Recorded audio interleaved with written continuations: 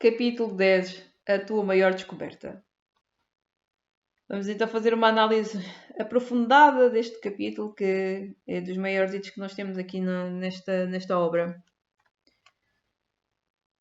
Começamos então este capítulo a dizer que nada das nossas características físicas, nem nada do que nos compõe a nossa personalidade fazem parte do nosso verdadeiro eu. Isto é uma variável e é uma constante. Não é uma variável e não é algo em que nos possamos fiar continuamente. Podemos ser muitas coisas no meio exterior, mas no nosso interior nós somos uma única coisa. Ou se nós falamos para o tu, né? Tu és uma única coisa. E o que é que eu quero dizer com isto? Eu faço esta abordagem de que nós não somos coisas, porque se olharmos em termos de forma física e dizemos aquela é uma pessoa, aquele é um indivíduo, nós estamos a objetificar a pessoa. É como se ao apontar o dedo ou olhar para aquela pessoa, nós estivéssemos a dizer que ela de alguma forma é uma coisa, é algo que é palpável. Pode ser palpável, a verdade é físico, nós podemos tocar, podemos sentir, mas nós não somos uma coisa, não somos nenhum objeto material sem vida ou consciência. Não somos nenhum objeto inanimado, portanto não podemos objetificar-nos como coisas, porque para todos os efeitos temos consciência. Então o que é que nós podemos concluir com isto? Não somos coisas, temos uma consciência, logo também temos vida. E se não somos uma coisa, levando isto um bocadinho ao extremo, se nós não conseguimos definir-nos como objetos, então, em última instância, podemos dizer que somos nada. Claro que isto é levar as coisas de um extremo ao outro, sabe? Eu não sou uma coisa, mas também não sou nada, sou meio termo. Está bem, podemos até dizer que somos meio termo, mas entre ser nada e ser uma coisa, acabamos por. É mais fácil explicar as coisas como sendo nada.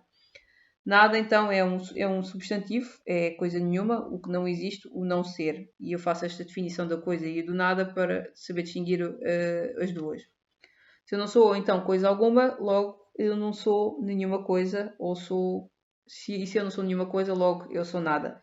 Portanto, a conclusão que nós fazemos aqui é: não sou nenhuma coisa, logo eu sou nada. E pronto, eu faço aqui um raciocínio puramente lógico, não podemos dizer que faz algum sentido, ou pelo menos este é tudo um processo mais de racional. E então, quando eu digo aqui, tu existimos sim, ou tu existes sim, mas o teu verdadeiro eu não pertence a este mundo, não tem forma física. Nós não somos, não somos o objeto em si, mas somos a própria consciência. É levar a pessoa a entender, ou levar o leitor a entender que a consciência existe e nós dizemos muitas vezes, tenho a consciência pesada ou tu devias ter consciência. Na verdade, agir por falta de consciência é, na verdade, não entender quem é que nós somos verdadeiramente. Ou não ter consciência de quem é que nós somos verdadeiramente. Porque se formos a falar em termos de consciência, nós somos a própria consciência. No verdadeiro sentido da palavra, nós nascemos consciência. Assim que nós viemos para este mundo, já somos consciência. Podemos vir na forma de um bebê, podemos vir na forma de um recém-nascido, mas este recém-nascido já tem consciência. A definição de consciência por si é algo já muito mais abrangente, muito mais abstrato, porque isto já estamos a falar em questões metafísicas, já estamos a falar de questões que vão muito além. Mas consciência, no fundo, é o ato de observar, é o ato de estar ciente do que se está a passar, estar ciente de quem se é. Então, quando nós estamos cientes de quem nós estamos a agir em consciência, estamos a agir como nós verdadeiramente somos consciência. Eu falo depois de Eckhart Tolle, um bocadinho mais à frente, no capítulo que fala sobre a entropia da mente, o zero absoluto, mas ele próprio, e este termo também, de certa forma, aprendi com ele, é que nós somos mesmo a própria consciência. E dizer às pessoas que somos consciência é mais fácil, às vezes, elas entenderem do que dizermos que somos um espírito, que isso acaba por ser um bocado mais às vezes difícil de entender, principalmente para quem não é religioso ou não tem nenhuma religião em específico. Nos termos científicos, nós falamos consciência, nos termos espirituais, nós falamos de espírito. Mas, em última instância, ser consciência e espírito acabam por ser a mesma coisa. Os cientistas falam consciência e as pessoas mais espirituais, mais religiosas, falam de espírito. Mas acaba por ser o mesmo. Então, recorrendo à espiritualidade, mais uma vez, construímos este raciocínio lógico de que se formos a ver numa perspectiva de ateu, que começa por afirmar que os não crentes, né, acabam por afirmar que Deus não existe, então usando esta lógica de que Deus não existe, Deus também é nada. O facto de não existir significa que é nada, é vazio. Aliás, a definição que eu já tinha dado aqui atrás de nada, de que nada significa coisa nenhuma ou que não existe. Portanto, aqui o que eu procurei fazer foi um bocadinho ir ao encontro daquelas pessoas que são muito racionais e que dizem e que acreditam, pronto, são ateus e não acreditam em Deus e dizem Deus não existe. Então, se Deus não existe, significa que Deus é nada. Não existe, o facto de não existir significa que é nada.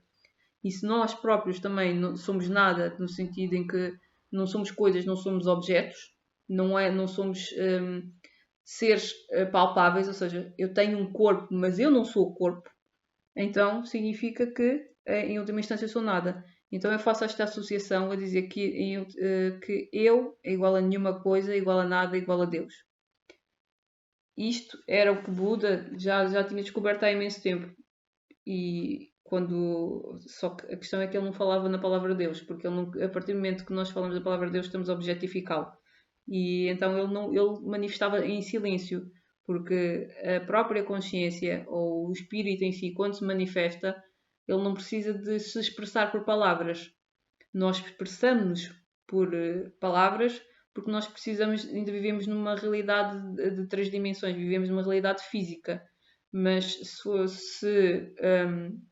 não tivéssemos o nosso corpo, continuaríamos a existir e nessa existência as palavras não são necessárias, não é necessário estar a utilizar a linguagem para comunicar. Então, Deus, a partir do momento que assumiu uma palavra, através das várias religiões,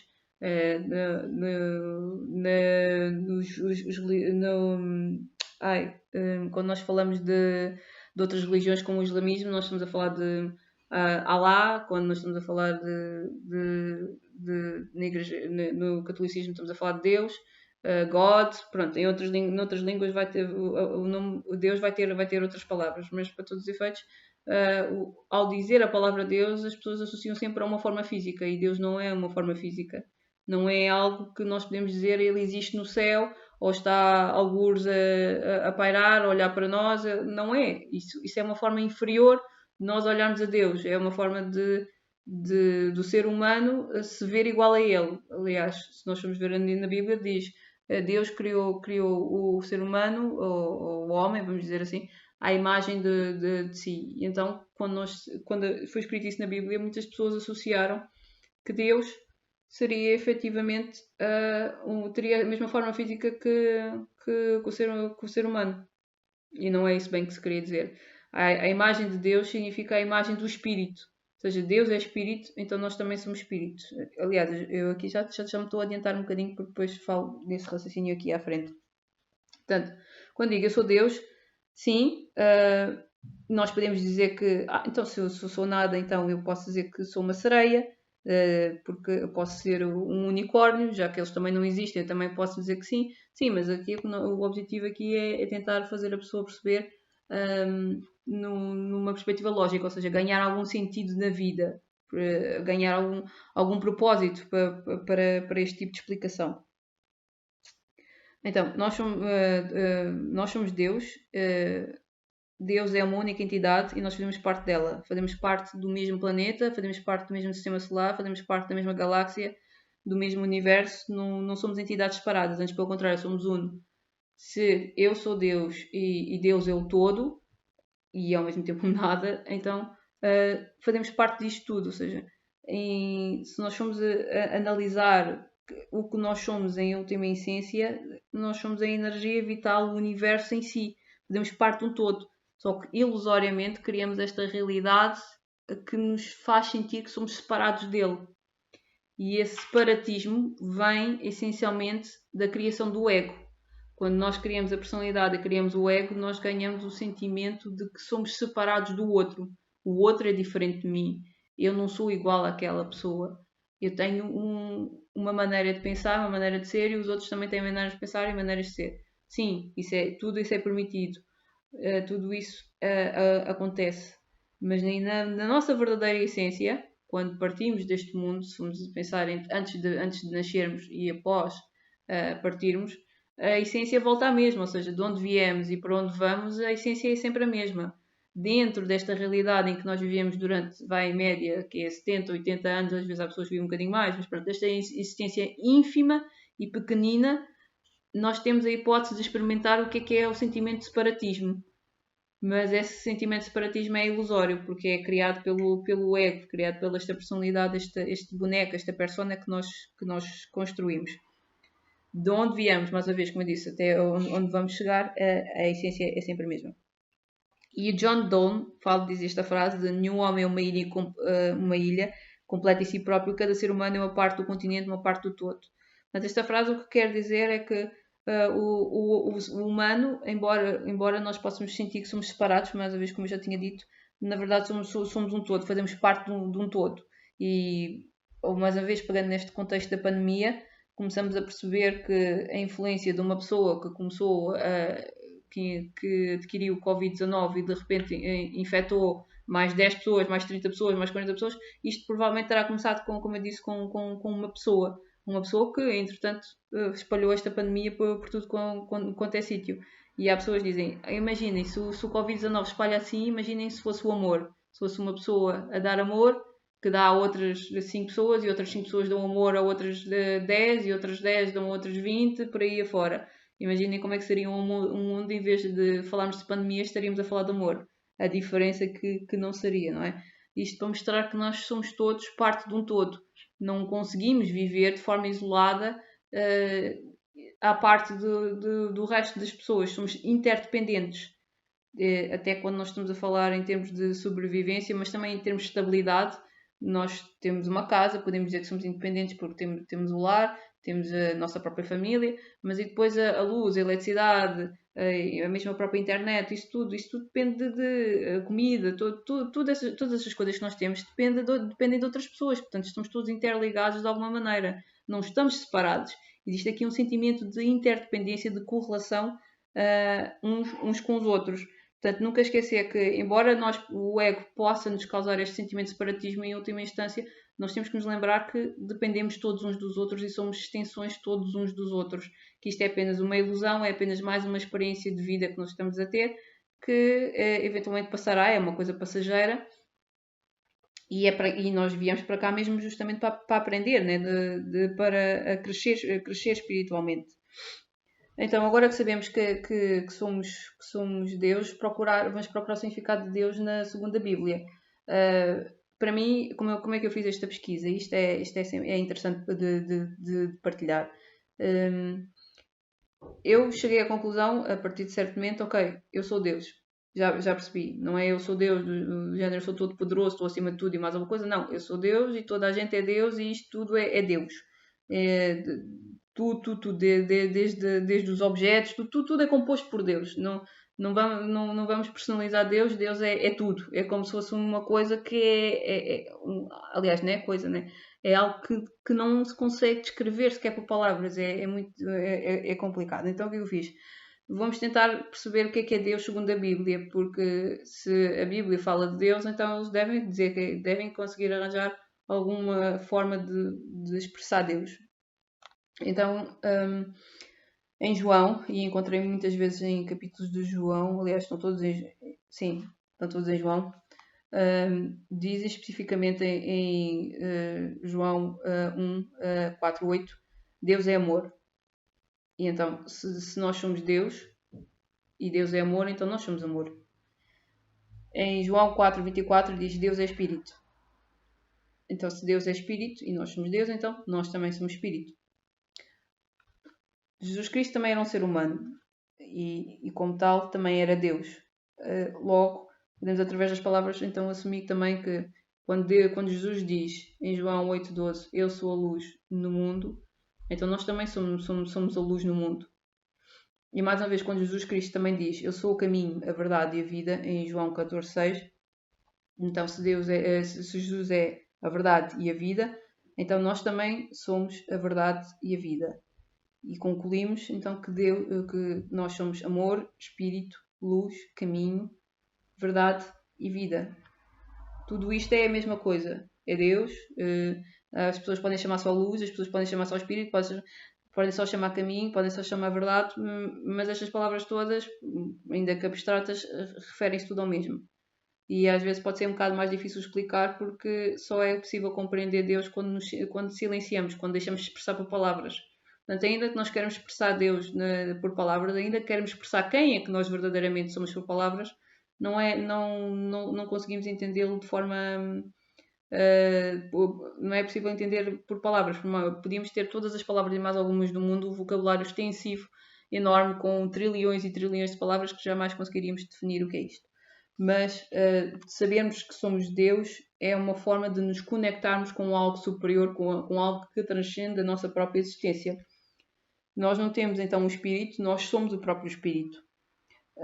Não temos uma vida, mas somos a própria vida. Somos a vida, o espírito que habita um corpo. Nós temos um corpo. É como se este corpo fosse uma espécie de...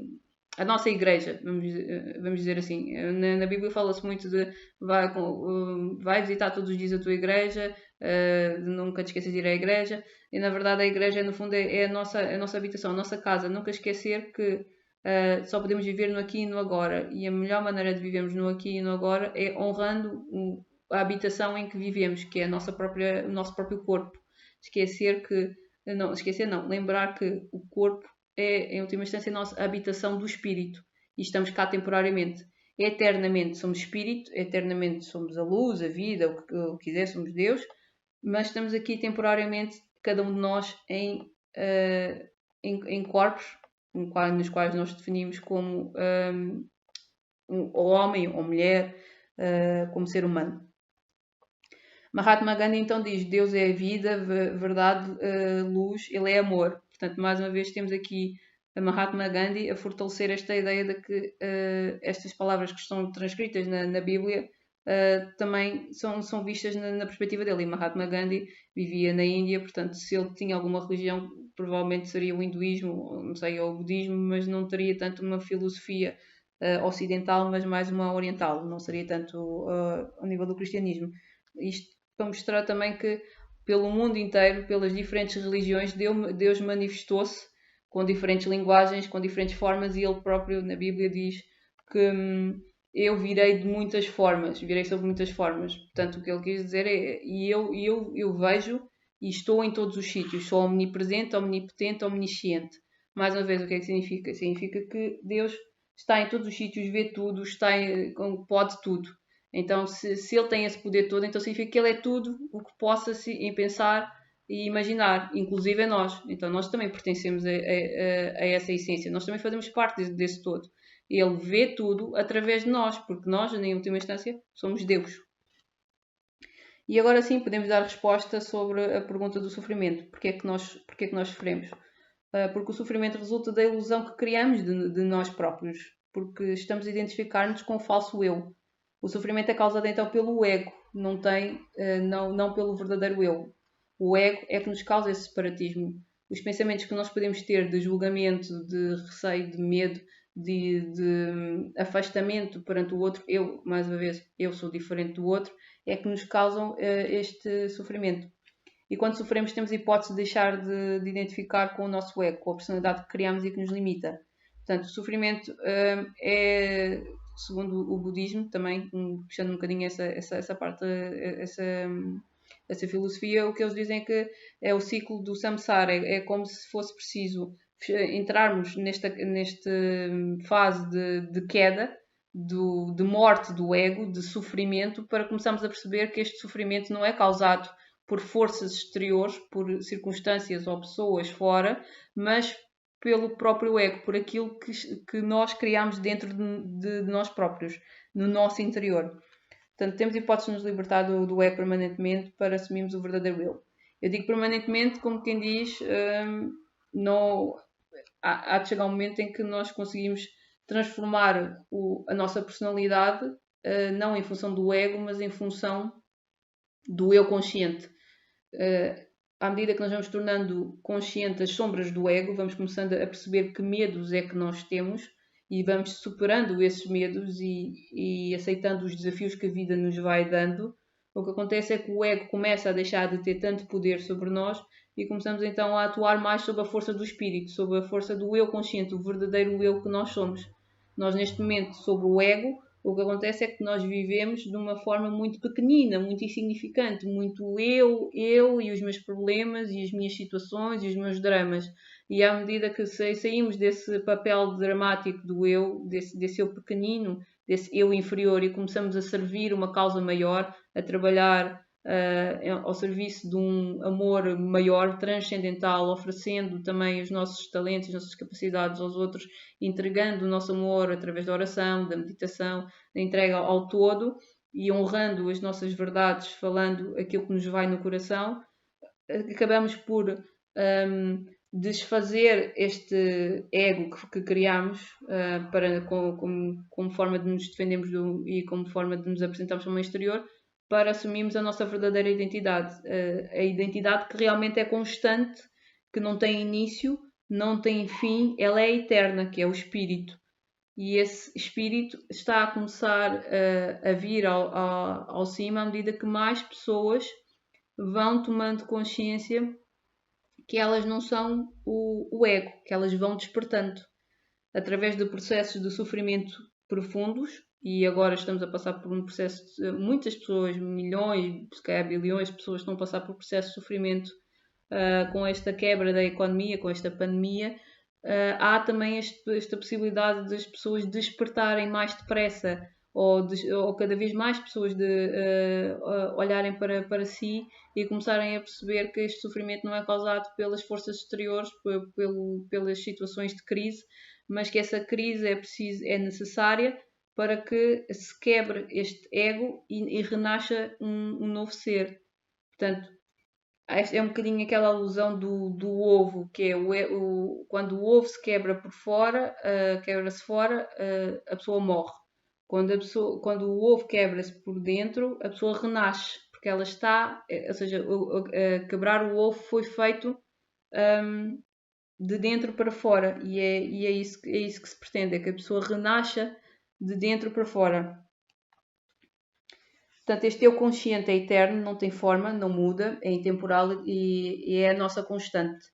Eu fiz questão de falar sobre a personalidade e fiz questão de falar também sobre a pirâmide de Maslow, essas questões todas, porque isso tudo é variável na nossa vida. Tenhamos mais coisas, tenhamos menos coisas, sejamos mais determinadas características da personalidade ou menos determinadas características da nossa personalidade, tenhamos determinadas opiniões, crenças. Isso não interessa, isso são tudo variáveis. O importante, quando a pessoa está numa posição de sofrimento e está a entrar em crise, é ela conseguir encontrar a sua constante dentro de si própria. Porque tudo o que está à nossa volta é variável, é mutável. Significa que, em última instância, isto é ilusório. É ilusório porque nada que seja permanente, tudo o que esteja à nossa volta que seja mutável, não somos nós. Verdadeiramente, o que somos nós é uma constante. E essa constante só pode ser encontrada no aqui e no agora, que é o verdadeiro eu, o eu consciente. E Friedrich Nietzsche disse: torna-te naquilo que és. Friedrich Nietzsche, nesse sentido, já sabia quem é que ele era para estar a dizer uma frase destas: é torna-te naquilo que és, é torna-te no espírito, na verdade que tu realmente és.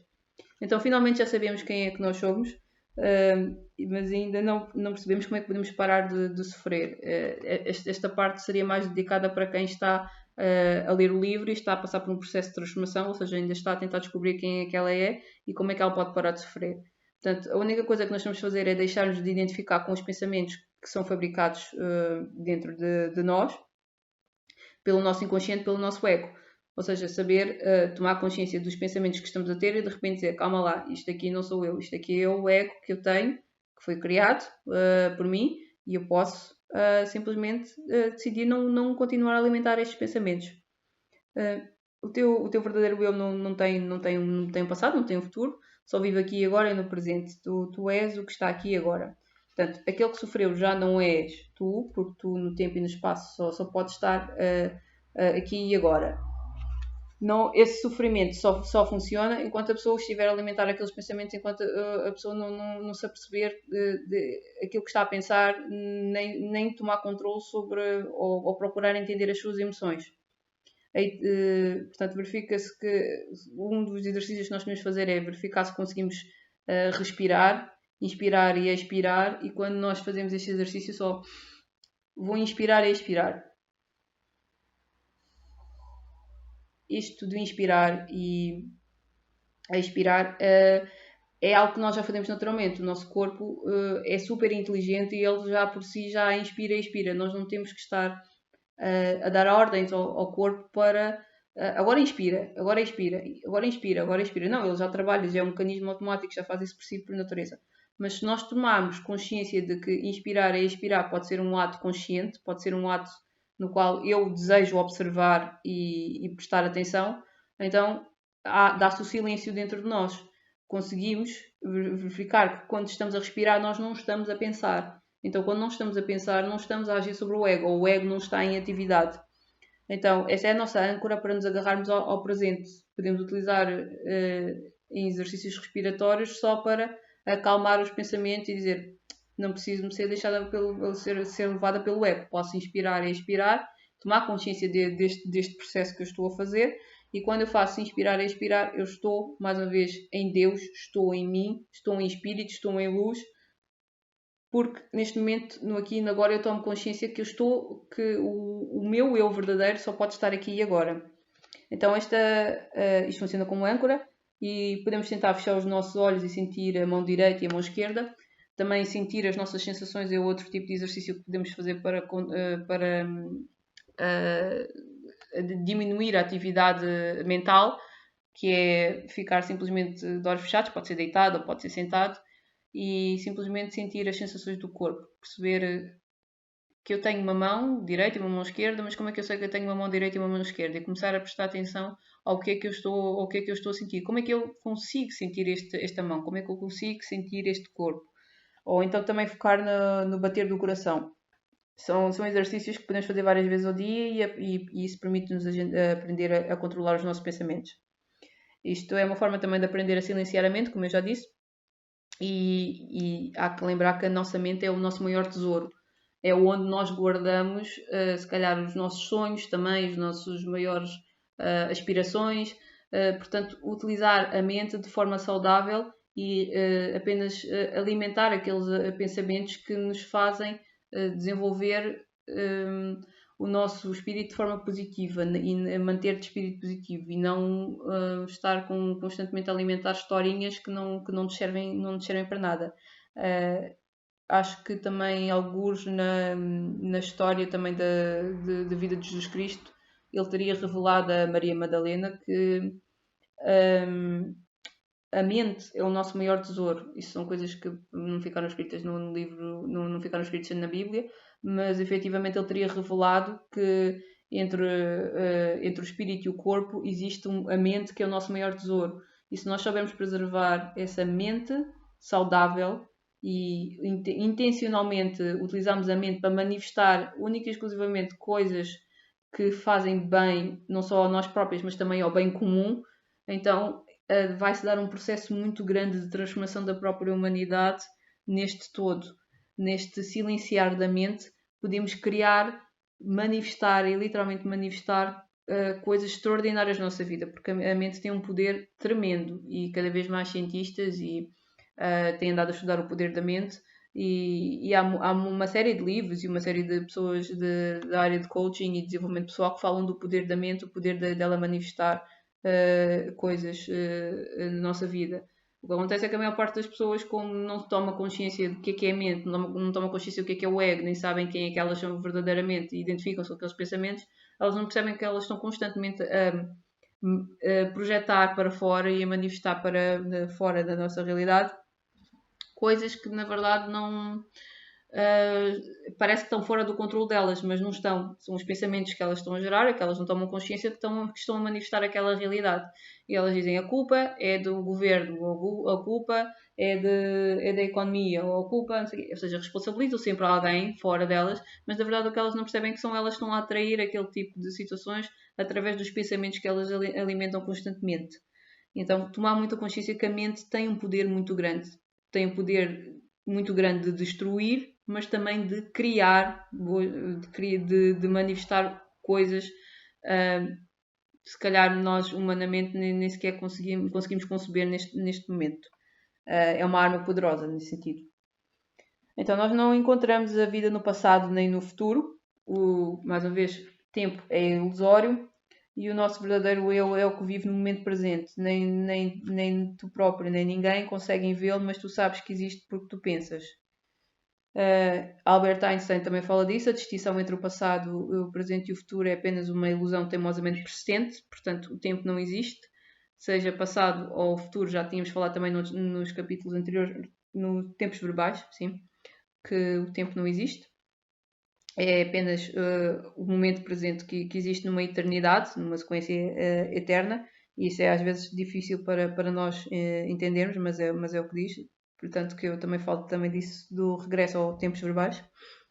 E então aqui já começamos a ter mais condições para afastar os monstrinhos criados que eu falava da caixa de Pandora e colocá-los na caixa fechada a 7 chaves de uma vez por todas. Porque tomando esta consciência é muito mais fácil depois nós percebemos, ok, este pensamento que eu estou a ter e esta emoção que está associada não é saudável. Portanto, não preciso disto agora, posso arrumar ali e com consciência fazer esse processo de limpeza interior. Portanto, toda a nossa vida nós vivemos mais do que uma ilusão, uma mentira, e o ego é o nosso falso eu. É o eu que tem um passado, que vive uma linha temporal, portanto o eu anda para trás e para a frente numa linha transversal, e tudo o que se associa, tudo o que nós vemos e tudo o que vemos, ouvimos e sentimos se prende a uma história pessoal. Então o nosso objetivo aqui será largar dessa história pessoal, abandonar essa historinha que nós criámos no passado, este eu do nosso passado já passou, já não existe. Lembrar que nós temos essas memórias, sim, elas serviram para nos tornarmos no ser que nós tornamos agora com esta experiência de vida, mas não é preciso estar constantemente a ir lá atrás e a lembrar daquilo que vivi ou deixei de viver, porque isso não vai permitir construir um futuro. Se bem que o futuro, mais uma vez, já tínhamos falado também, é uma ilusão. O nosso verdadeiro eu não é deste mundo, portanto, então devemos deixar que o eu consciente assumir o controlo de tudo e pronto, aí já não nos sentimos tão perdidos, sentimos mais alinhados com a nossa vida. Este eu é a nossa verdadeira voz, é o caminho da verdade e é aquele que sabe todas as coisas. Quando nós falamos também aqui da questão da Bíblia, que foi criada para associarmos o pecado a um ato praticado pelo ser humano, que resulta na punição de Deus, eu fui procurar efetivamente qual era o significado da palavra pecado, porque para mim o pecado não fazia sentido da forma como se dizia. Então, quer dizer, Deus deu-nos os prazeres da vida e se nós usufruímos dos prazeres da vida estamos a pecar, então, e isso é proibido. Então, se é proibido, porque é que existe, não é? Então, se Deus permitiu todas estas coisas, porque é que é considerado pecado? Então, quando eu fui procurar a palavra pecado, o que significava era mesmo falhar o alvo da nossa vida. É literalmente o significado disto. A palavra pecado significa falhar o alvo da nossa vida. Então, o que nós queremos dizer quando nós estamos a dizer falhar o alvo da nossa vida, significa que quando nós estamos orientados pelo ego, nós estamos a permitir que viver dos prazeres da vida, mas às vezes em excesso, ou às vezes de forma abusiva. Se não tomamos consciência de que o ego nos está a levar para situações de prazer só para negar, só para depois entrar em dor, então andamos sempre nestas variáveis de prazer, dor, prazer, dor, prazer, dor. Quando percebemos que, na verdade, o pecado é nada mais do que falhamos o alvo da nossa vida e percebemos que nós somos Deus e que não é Ele que nos castiga, mas somos nós que nos punimos quando cometemos excessos, quando nos identificamos excessivamente com o ego e nos deixamos levar por esta vida de prazer e dor, então somos nós que provocamos o nosso próprio sofrimento. Portanto, não é nenhum Deus, nenhum ser lá em cima no céu que nos está a causar dor e sofrimento e está a dizer vocês não merecem ou vocês devem ser castigados, Somos nós que estamos, pela nossa má conduta, pela nossa inconsciência do que é isto do ego, que faz com que provoquemos o nosso próprio sofrimento. O sofrimento é sempre auto-infligido, nunca é infligido por outros. Ainda que alguém me possa querer magoar, pode ser fisicamente ou até pode ser psicologicamente, emocionalmente, a verdade é que eu só me magoo verdadeiramente se eu permitir que isso aconteça. Ou seja, se eu me deixar levar pelas minhas emoções e se eu deixar-me levar pelo ego. Se eu tomar consciência daquilo que se está a passar, eu consigo não sofrer com uma situação, por mais agonizante que ela possa parecer. E Jesus Cristo foi um excelente exemplo disso, mais uma vez. De saber conscientemente que ia morrer e mesmo assim aceitar morrer na cruz como se fosse um caminho que ele sabia que tinha a seguir. Ou seja, ele foi muito além da dor, foi muito além do sofrimento, conseguiu ir para além da sua condição física, ir para além do seu ego, se ele tinha ego, provavelmente também teria, mas pronto, é um espírito evoluído e por isso tem outras questões. Ir muito além do sofrimento e perceber que há às vezes coisas que nós temos que fazer não é uma questão de sacrifício, mas às vezes para atingir objetivos maiores de vida. E pronto, eu não vou pegar o caso de Jesus Cristo em específico mais porque nenhum de nós, ou como um mortal, não vai para a cruz e morre pela humanidade toda, mas em muitas vezes nas nossas situações nós temos que perceber que às vezes estar muito tempo em ego faz com que nos causemos sofrimentos a nós próprios. É muito bonito estar às vezes à frente da televisão e estar a ver coisas que nós gostamos e passar muito tempo sem fazer nada, a não ser ver séries e novela, ou seja o que for, ou comer muito, mas depois perceber que isso em última instância vai nos causar sofrimento. Então às vezes é preciso fazer alguns sacrifícios em prol do bem maior, em prol do crescimento espiritual e não tanto do ego. Claro que isso não significa que nós não podemos deixar de ter prazer, claro que podemos ter prazer nas pequenas coisas da vida, mas fazer as coisas com consciência, que isso é o mais importante. Então, quando nos libertamos do ego, a única coisa que nos vamos sentir dentro de nós próprios é paz, calma, serenidade e vazio. O ego, volta e meia, vem, mas quando conseguimos tomar consciência de estar aqui e agora, conseguimos ter este momento de calma, paz, serenidade, e o vazio que tínhamos é preenchido com o nosso próprio amor. É como se fosse... É um vazio, mas é um vazio que nos preenche. É estranho dizer isto, mas efetivamente conseguimos ter um vazio no qual consigamos sentir paz e calma nesse vazio. E ser nada justamente é isso, é viver em vazio. Mas é um vazio consciente, é um vazio que em última instância nos preenche. Isto parece um bocado contraproducente, mas para quem medita consegue entender melhor isto. E é por isso que a prática da meditação é muito importante. Então a relação de amor-ódio acaba, passamos a sentir um amor universal, que é um amor que às vezes até nos vem as lágrimas aos olhos, porque é um amor tão grande, tão grande, tão grande, e em alguns momentos conseguimos sentir que faz com que consigamos relativizar tudo e é tudo relativo e faz tudo sentido e é como se todas as peças que estão desconexas começassem-se a conectar e começássemos a sentir que realmente pertencemos a um todo, a algo muito maior do que nós, mas que ao mesmo tempo somos nós. Então o amor não tem idade, não tem limite e não morre, ele é infinito, ele é contínuo, é o que eu disse, não tem início, não tem fim. E se nós somos amor, então nós somos essa infinidade, nós somos essa infinitude que não acaba, não tem fim. Então temos esta consciência de que nós não somos uma coisa temporária que vai morrer e depois acabar no nada, e no fundo nada também é Deus. Mais uma vez, o que é que nos vai dizer? Somos seres eternos, somos seres contínuos, constantemente somos a mesma coisa. Simplesmente a personalidade, o ego, esta experiência física que nós estamos a ter como seres humanos é que faz-nos parecer que estamos separados e que somos finitos, que não temos poder. E é esta a perspectiva que eu também queria partilhar. À medida que formos ganhando então consciência de nós próprios, vamos percebendo pouco a pouco que poderemos recorrer às memórias do nosso passado, que nos traziam agonia e não sentimos absolutamente nada, porque já nos dissociámos do passado, já percebemos que isso são memórias, podemos ir lá resgatá-las, podemos ir lá buscá-las, mas não tem que associar uma emoção àquilo. Se eu perceber que o meu passado já passou, né? E faz todo sentido, né? Passado passou, isto é literalmente sentido lato. Eu não tenho que associar uma emoção àquilo. Até posso querer associar, mas também posso não querer associar. E é só uma memória.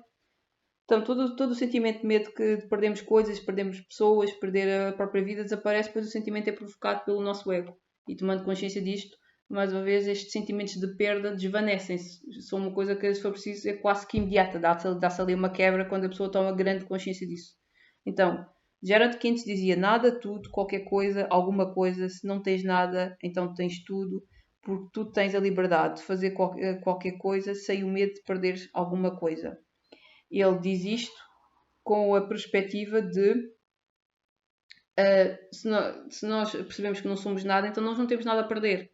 Então, se nós não temos nada a perder, então nós podemos ter a liberdade de fazer qualquer coisa sem ter medo de perder alguma coisa. Mas para atingir esse tipo de liberdade era preciso é preciso que o ego tenhamos um ego muito bem trabalhado, ou seja, que já não se apegue à vida material nem às relações. E chegar até lá a esse processo de eliminação é um caminho um tanto ou quanto desafiante. Portanto, nós não somos o corpo, nós somos o espírito, somos a consciência e pronto, os próximos capítulos servem para comprovar o que já descobrimos até aqui e pronto, mais alguns conselhos que eu dou para a vida.